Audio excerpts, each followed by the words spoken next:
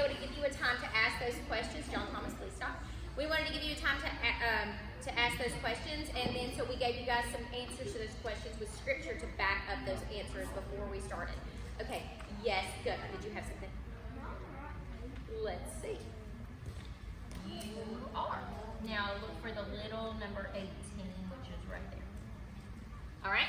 Okay, so last week we asked some questions that we were curious about. My question to you guys today is, what is something that you have always wanted to learn to do? What is something that you are curious about trying to experiment with, trying to get better at? Or maybe something, just trying something new. Yes, ma'am. What is something? I'm trying to get better at ballet.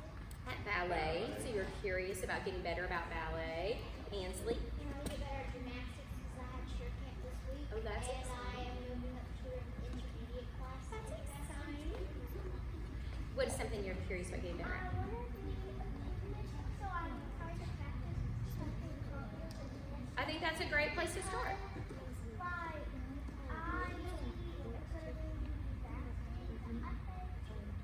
Awesome.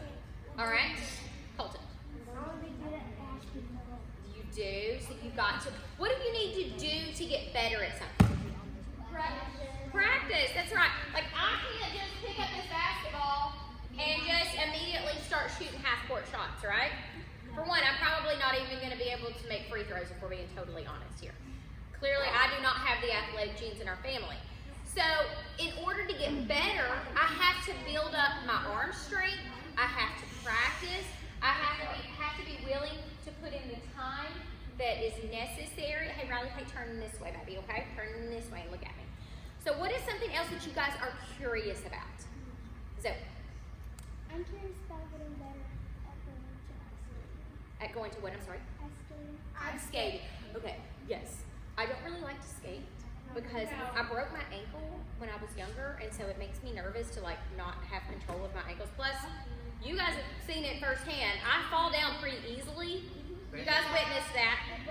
And I broke my tailbone. Some of you guys were not here when that happened, but I was standing right over there while y'all were playing a game, and next thing you know, I'm in the air or I'm on my back with all 4 limbs in the air like a sheep, and I fell down and I broke my tailbone. So that makes me a little nervous, but I wish I was really good at skating. But I don't think my ankles would support that drink, unfortunately. Yes, Ansley. Also getting better at art. Art? Yes. And how are we going to do that? We've got to do what? Practice. I'm gonna practice. Practice. Yes. Olivia? Trying to get better at skating. Skating. Because I have my roller skates on, and every single time I try to go down the driveway, Yeah. because the driveway is just a big hill, Yeah. and I'm there, and Do you bail out and go to the grass? Like, nope, change your mind. every single time I try to go down, I almost hit my head, almost hit the back of my stomach. Do you wear a helmet? No. Maybe we should start there. Like if we're going to try things that might be dangerous, like skating down a hill, probably should wear some elbow pads, maybe some knee pads, maybe a helmet. Yeah. I mean, maybe face mask, so that way in case you go, your nice little deal from those will be all perfect still. Yeah. I mean, I know. yes. All right, do you have something you're curious about? I already know how to ice skate. All right. That's awesome. Yeah, like when they hit the ice, I was skating, and my ice skates, they got stuck inside of the ice because it's not big. And I got stuck, so then this man just put me on the little things that when baby gets skate, they just sit down on this little thing. So I needed that to my parents that I could not. Oh man. Because my ice skates were really stuck inside the ice. Oh man. Ice skate is really cool. It is very difficult, but you could become a better ice skater if you. What do you like to do? Yes. I think I'm practicing since I was like 4. That's pretty awesome. All right, John Thomas, tell me something that you are curious about. Football. John Thomas didn't play flag football this year. He's curious about that. He doesn't really understand how it's going to work. I don't really understand how it's going to work. All right, Anne-Marie. You're what? Facing. Basing. Oh, that would be a little bit, yeah. Like, basing. Stunting. All right, Olivia. Trying to find what? use for them? Because my stepmom tried to sign me up for soccer, but now they're just sitting in my closet Yeah. doing nothing. All right, Miss Willis, what's something you're curious about? Curious about? I mean, I could go on and on about things I'm curious about. Like, why did the chicken cross the road? Like, which came first, the chicken or the egg? The chicken. If a cow knows that it's being made into meat, is it okay with dying? Well, probably not. So these are things I'm curious about. Also, I'm curious about how to use a sewing machine because Leslie bought me one like 4 years ago and I never even used it and I got rid of it because I'm a little bit intimidated by it. I don't know how to thread the bobbin part. It confuses me. I need someone to teach me how to do this. My friend, she knows how to sew this. Does she? What makes you sew this up a little dress? Oh. My mom could help you. Does your mom know how to sew too? Yes. I need someone to teach me apparently. All right, Ansley. The chicken actually. Because if you had an egg and how the egg was made, there would be a chicken for it, and God made a chicken. I agree with that. What about this one though? And I bet nobody can answer this one. Is a zebra black with white stripes or white with black stripes? How do you know?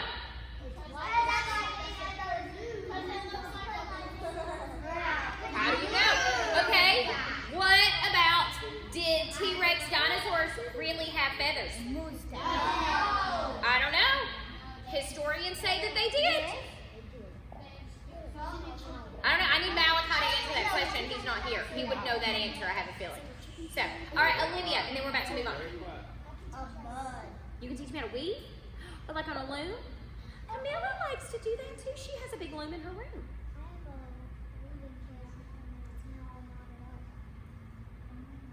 Millie's got a loom. You could bring it over sometime. She could show you how to use it. All right, Amory. Huh? No. No, you tell him after. It was gross. I don't want to hear that again. Okay. All right. So there's lots of things. No, it's fine. There's lots of things that we are curious about. And let's be honest. How many times have we tried something new and we have failed miserably?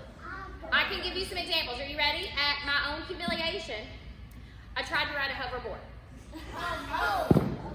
I did a full flip in the air and landed on top of someone.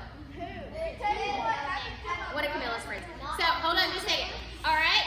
Have you guys ever seen a skimboard? Like when you go to the beach, it's like a wooden board. You throw it out on like when the wave comes in and it starts going back out, you throw it out on that wave. You're supposed to jump on it and you skim. Yeah, I did that too. It did not end well. I ended up in the sand with a burn on the back of my arm. Last time we played tennis, which was a very long time ago, I tripped and fell and my elbow went through the chain link fence and I had to get a tetanus shot. She's not very coordinated. I'm not very She's a coordinated. good talker. She's not Great at good talking, you guys. It's a great thing. Other stuff. Yes, it's true. All right, Anson. I also, the first time I rode a hoverboard was at Logan's house. She has a metallic pink hoverboard. Yeah. And I was trying to ride it, and whenever I was kind of riding it, but then whenever I tried to get off, it like went in my heel, and it like hurt so bad. Yeah, I bet it did. Looks a big When bruise. you get off, it still moves. I know. Okay, Jonah.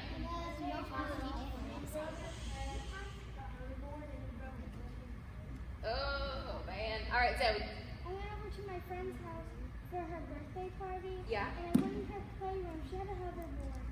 So I was trying to ride it, so I face planted on her couch. Yeah, it happens. It happens to the best of us. But you know, the thing is, face on the hardest part. so we when we try these new things that we're curious about, we either like fail miserably, or we learn a lesson, or we eventually learn to master that skill. I can say I still cannot ride a hoverboard. I have never gotten back on one again. I still cannot skimboard. I have never gotten back on one again. I would like to eventually play tennis again. I think I could maybe do it without getting a tetanus shot this time. Hopefully. I don't know. Yeah, I really do like to play tennis though. So, okay, freezing will come back. All right, guys. So, in Matthew 4 is where we're going to be today. And when it comes to adventure, Jesus and his followers, the disciples, they lived out the greatest real life adventure. From miracles to walking on water to seeing raging storms calm down, and even and just following Jesus on his wild ride of his life. Because let's be honest, was Jesus' life like this calm, easy going, easy stroll through the park? No, it was a wild ride of an adventure. I mean, he constantly had something going on. He was constantly involved in something, and he wasn't always supported, right? There was a lot of people that did not support Jesus and did not believe he was who he said he was. So, all right, flip with me to Matthew chapter 4. We are going to be in verse 18, and I still never got to the right verse. All right, verse 18 through 22, and this is what it says. All right, as Jesus was walking beside the Sea of Galilee, he saw two brothers, Simon called Peter and his brother Andrew. They were casting a net into the lake, and they were fishermen. All right, Jesus called to them, "Come, follow me, and I will send out to fish. I will send you out to fish for people." And at once they left their nets and they followed him. Going on from there, they saw two brothers, James and his brother John. They were in a boat with their father, preparing their nets. And Jesus called them, and immediately they left their boat and their father, and they followed him. Okay, so this wasn't Jesus' first encounter with these guys. Other books in the New Testament talk about the times that they had met before this. Plus, these guys knew who Jesus was. He had a reputation. He was known before you saw him. They knew exactly who he was. They would have never known of Jesus as a religious teacher, a rabbi in a Jewish culture.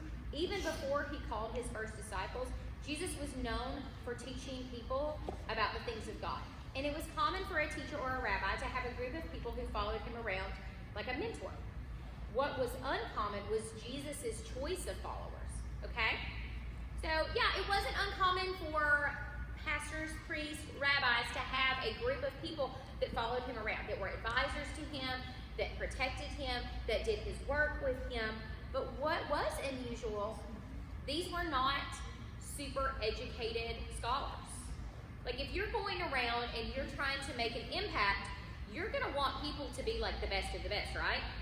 Here's Jesus, though, and he's out pulling men out of boats and off the side of the sea. He's got fishermen in there. He's got just like your everyday, average people. These are not people that are well respected. These are not people that are well known in their community. These are just normal, ordinary people like you and me. Some of you, who knows, you may be called to do some of Jesus' big work too. I don't know. You guys are just like these people. We're not, famous. We're not millionaires. We don't have ridiculous amounts of titles or degrees or things like that that make us stand out. But when these fishermen looked at Jesus, they saw something not everyone saw. They saw that Jesus was special. So they made the choice to follow him, and they heard him, and they believed him, and they wanted to learn from him. The disciples' time spent following Jesus was like an internship, but only way more intense. They traveled together. They experienced difficult times together. They ate meals together. They witnessed miraculous events together. But the disciples weren't just following Jesus for their own benefit. Jesus expected them to take what they learned and to share it with others. And that is exactly what we're to do here too. Hold on just a second, okay? So, Mr. Les and I are not here just talking to talk. We're here to teach you guys and to help you grow closer to the Lord. So when you leave this place and when you get older, and even now as you're younger, you can tell people about who Jesus is and what he's done for you. After Jesus died and rose from the dead, he challenged his followers to continue on this great adventure after they left earth. He challenged them to teach others to know more and to teach them about him, to also make more disciples, like he had done for them, and to share his message of salvation in their communities, in the country, and throughout the world.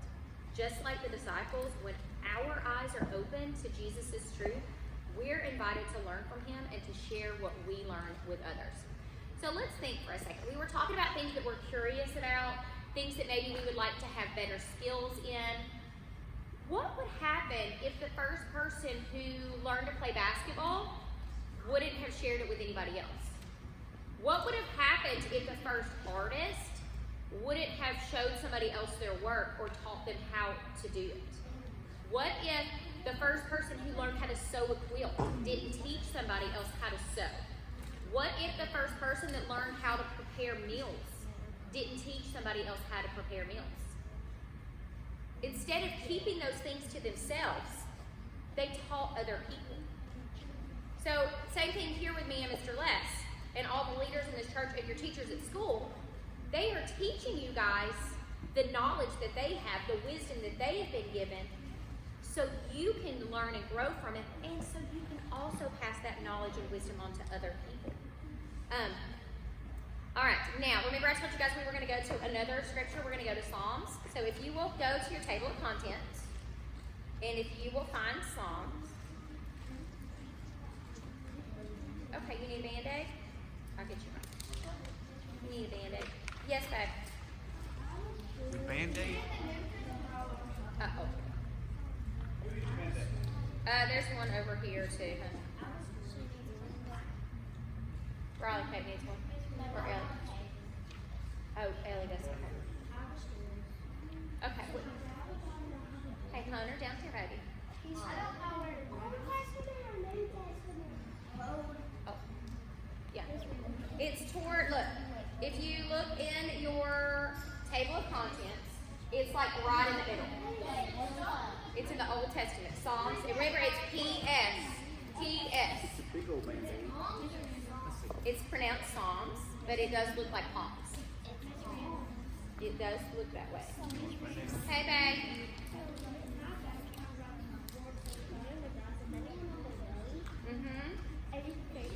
Oh, man. I'm telling you, it's not easy. Yeah, he failed too. Yeah, he did. Ellie, you need help, baby?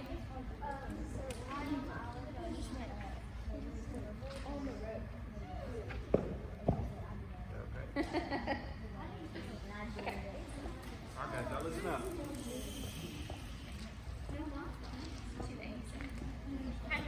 Yeah, all right, guys, once you find Psalms, we are in 111. So you're looking for the big 111. The big 111, and we'll be in verse number 1. So the book of Psalms is full of honest poems and songs about figuring out life and following God. This song, written by someone who knew God but lived before Jesus, shows how important it was to think deeply about the greatness of God. All right, so tell me when you guys are there. And if you need to... Okay, look, we're going to go back up here. Let me show you. Chapter 111. 287. Okay.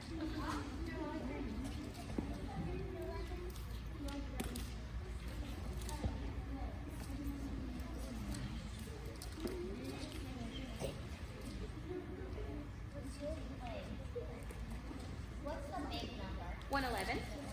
You got it? It's kind of in the middle of the Bible. Turn it on for you.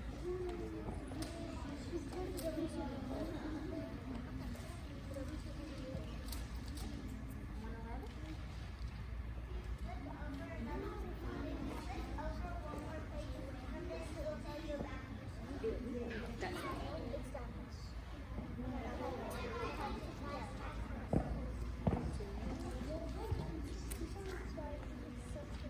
Here we go. All right, does anybody else need some help? Where are we going? Psalms 111. The Psalms, little is verse number 1. Psalms is in the very center of your It's Bible. literally the middle. She reckons the middle. Psalms what? Psalms 111. So you need to go to the big 111. 287. Okay, you're In the middle. Psalms is directly in the middle. all right. So we are in verse number 1 of Psalms 111. And this is what it says. It says, praise the Lord.